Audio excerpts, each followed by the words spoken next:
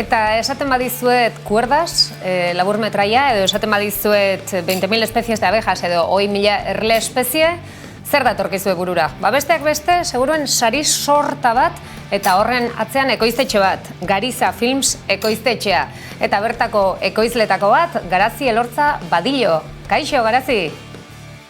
Kaixo, arratsaldean, moduz. Osongi, lehenik eta behin ongi etorri, eta, bueno, zu zornotzarra euskalduna emakumea, ze arrakasta itzela ari zarete izaten besteak beste kordak laburmetraiarekin? Bai, arrakasta itzela, eta ezustekoa bai, azkenean egiten dozunean lan, egiten dozu ilusio guztiagaz, balik eta oberen, baina inoiz ez duzu pentsetan momentua helduko danik, eta horren beste zeari jakiko dozuzinu. Kordak, esaten duguna, orain Goya sarietarako izendatua dago, hor zaudete, itxaroten, abertze, ze esperantza dituzue? Guk itxaropena badekogu, baina inoiz ez dakizu. Azkenean, ez dugu gure eukin ideia finko bat, barikoen bagoaz ja Sevillara, gala zapatuen da, baina gogon gara barikutikan, eta itxaropen guztiagaz, oingabiz dizkut eta armen toketan jakuna bizitzabe bai. Azkenan ikusten dana da, oin dala momentu polit batez, eta sari bat dagoela jokoan, baina horren ostean dago lan itzela be bai, eta uste dugu merezi dugula ia diskutetea, zininagotea ia berez sari bat da, beti esaten da bardina, baina egia da. Horrari gara ikusten laburmetraiko irudiak, ikusi ez duenak eta pixka bat ahoa goxatzeko sinopsi laburtxo bat. Pertsonaiak protagonistak, Ritak bilera garrantzitsua du bere kantukidekin, bere akide den emakumeen korala desegiteko arriskuan dago entsegu lokala lokatzeko udalaren diru laguntza galdu dutelako. Baina oso kutsagarria den bailarako enpresa handienetako batek formazioaren salbazia ekarriko lukeen babes tentagarria eskainiko dio taldeari. Emakumeak enpresaren dirua onartu ala ez, eztabaidatzeko bildu dira. Historia ikusten duzu horrela, eta gero, ze esan duzu Goya sarietarako izendapena, baina Canesen amaieran finalisten hartan geratu da, eta beste sari pila bat, esan ditzakezun alin baituzu guztiak, baina historia polita da, eta modu kutxun batetik hartua, ez da Garazi? Bai, historia oso polita da, eta batez be, historiaren ostean dagoena, protagonista, Begoña Suárez, 80 urterekin egin zuen pelikula hau, bere lehenengo pelikula, berarekin bizi izan genuen hemen Garizako festivalan batu gintzen danok ikusteko nominatuen basera, zintzuk egoten ginen nominatuta, eta oso emozionante izan zen, danok batera gizotan genuen, eta Begoñak esaten zuen, ez? Nik ez nuen inoiz espero, 80 urtegaz, hau bizializatea, ezan egoten bere esperametzetan ez inungo pentamentutan, ez? Eta antzeko zeuzet paseia punkan ez egaz. Bialdu gendun, azkenan jaialdi hauetan hartzen edo aukeratzen dute pelikula, zuk bialtzen dozulako, ez? Zuk proposatzen dozu zure pelikula aukeratua izan dadin. Orduan, guk bere momentuan bialdu gendun Cannesera pentsetan, saiatuko gara, ez? Baina esan zigutenean benetan Cannesen egotu ginela, hori zen pasada batez, guretzat, ekoiztetxe batentzat, Cannesen egon alizatzea, ganera antolatu genuen, minibus bat hartu genuen, talde guztiak gintu zenara, eta oso esperientzia polita izen zen. Baina ez genuena akituen momentu horretan zen, hori bakarrik zela azkeraz, edo Forkesari abebai ekin 2022ko amaieran, orain Goyak, pasadan astean bebai Clermont Ferrand Festivalean egon gara, orduan, ezin pozago eta oraindik sinistu barik usitzen haren guzti.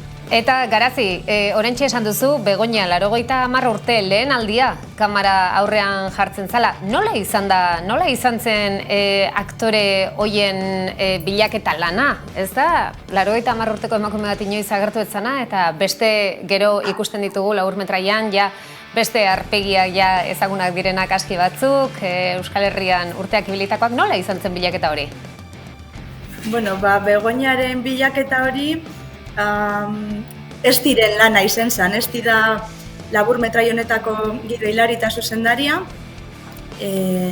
eta, berak ezagutu izan zuen kasualitatez Begoña, eta bere atzetik ibili izan, mesedez, nire labur metrairako nahi zaitut, baina, klaro, Begoñak esan dutena, ez? Beretzat, bere lehenengo pelikula zen, eta berak esaten zion, baina ez zelan ingot nikoin pelikula bat, nik ez dut inoz bez aktore lanik, eta zaitez arduratu Begoña, baina, klaro, horregon zen,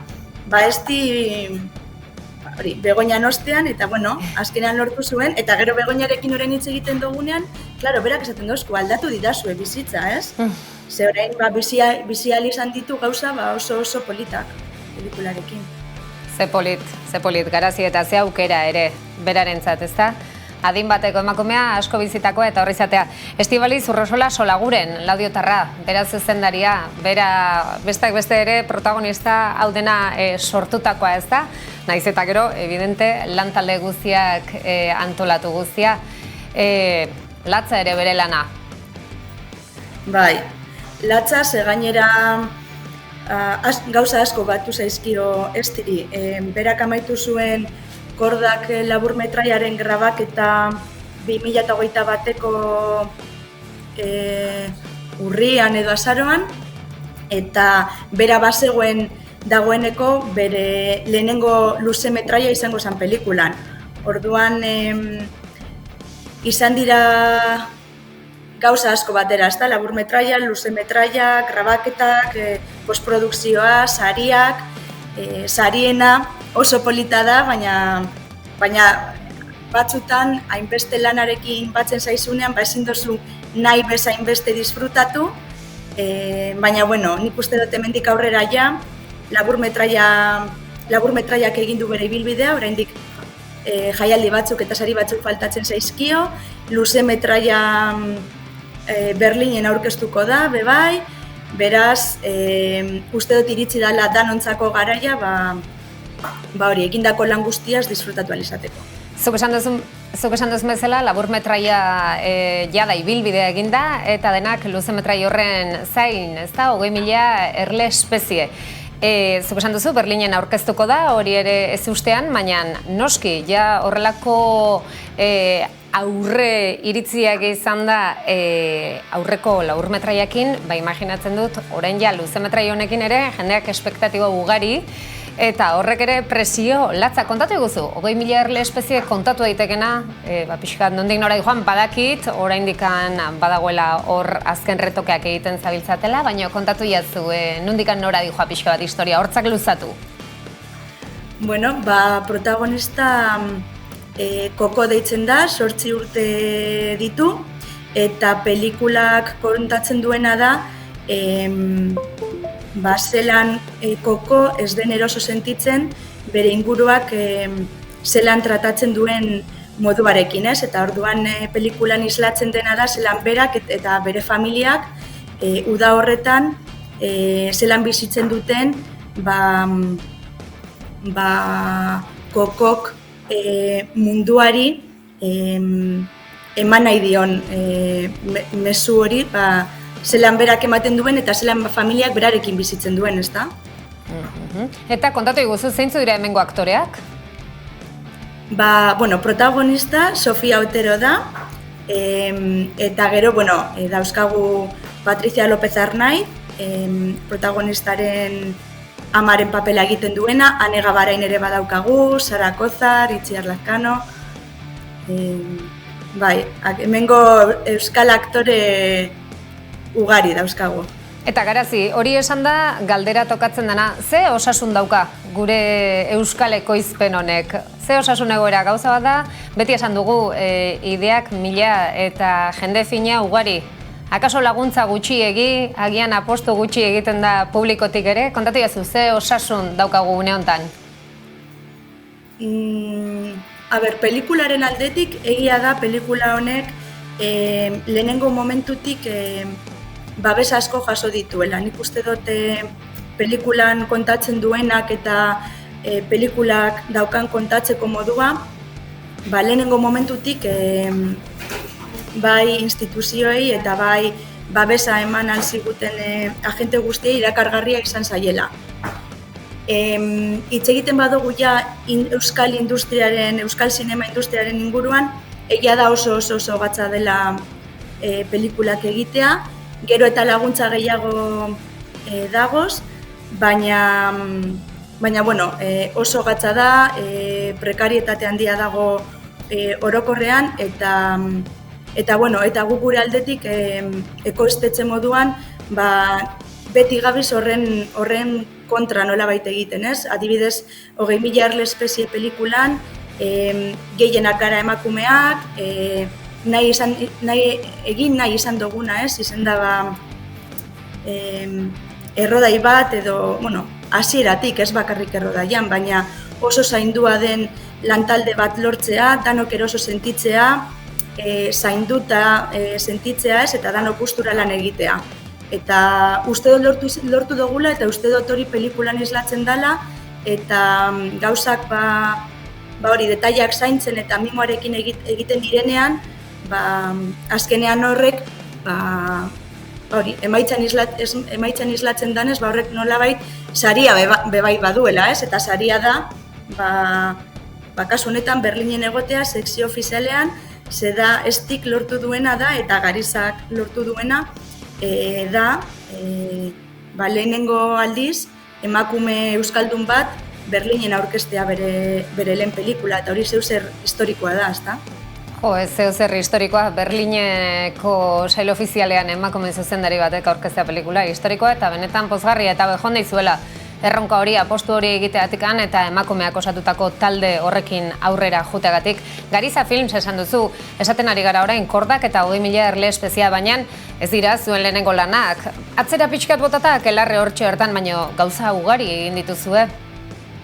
Bai, gure lehen luzemetraia izan zen Un otoño sin Berlin, Lara Izagirreren lehen pelikula izan zena, eta lehenengo pelikula horrekin ere bai, goietan izan ginen.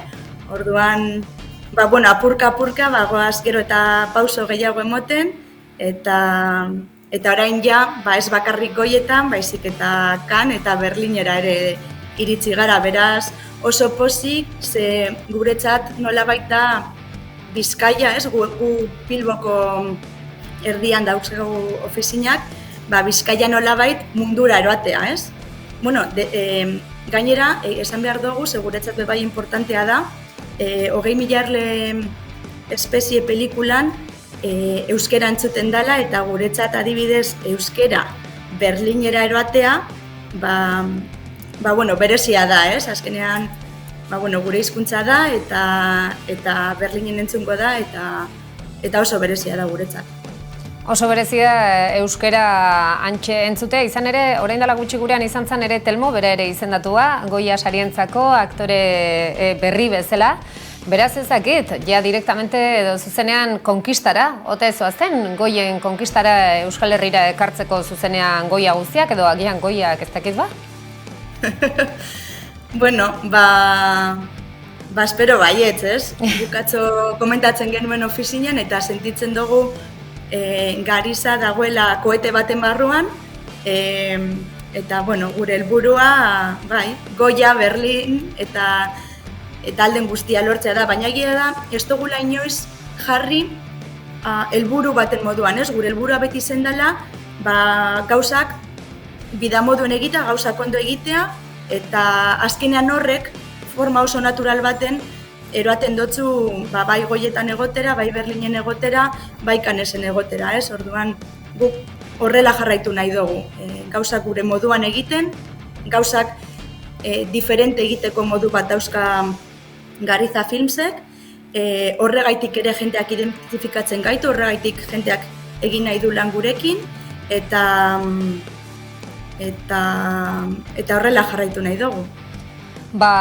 Zesan behar dizut, Garazi, bikain horrela jarraitzeko ikusi delako fruituak dagoeneko ikeragarriak izan direla, zorionak ematea besterik ez, zuk esan duzun bezala ikuspuntu desberdin batetik egin daitezkelako gauzak, eta horretan sartzea ere ausardia handikoa delako, beraz, Ja sari batzuk, badituzue gehiago etorriko dira, goi ekartzen baduzu ongi, Berlin ere, hortxe, bikain, ibilbide, oparo eta luzea zuentzako denontzako, zintzu jungo zeate goiara, Estibaliz jungo da, zeinekin joango da, kontatu azkeneko kotile hori?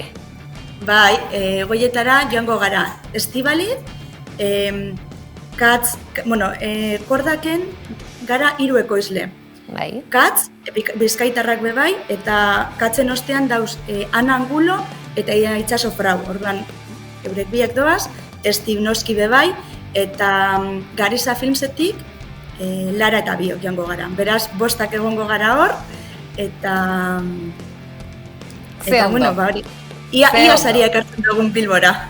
Hombre, saria Bilbora, zuzeneko konexioak egingo ditugu, goia saria ona ekartzen baduzue ikutu nahi dugu, balima olak kalleja batzuk emateko edo dana dalakoa, baina nahizu ilusio guztiarekin. Beraz, Garazi, zorionak, suerte, munduko zorte on guztia zuet talde guztiarentzat, eta jada lortu duzue. Eta Euskal Herritik, benetan, arrozuetaz. Mila esker da muxu bat, Garazi. Eskerrik asko. Bai, agur. ¿Qué, mamá? ¿Qué te pasa? ¿Por qué estás despistada? La Concha y estas, que no sé qué coño le andan metiendo en la cabeza. Están queriendo jugar a las revoluciones ahora otra vez.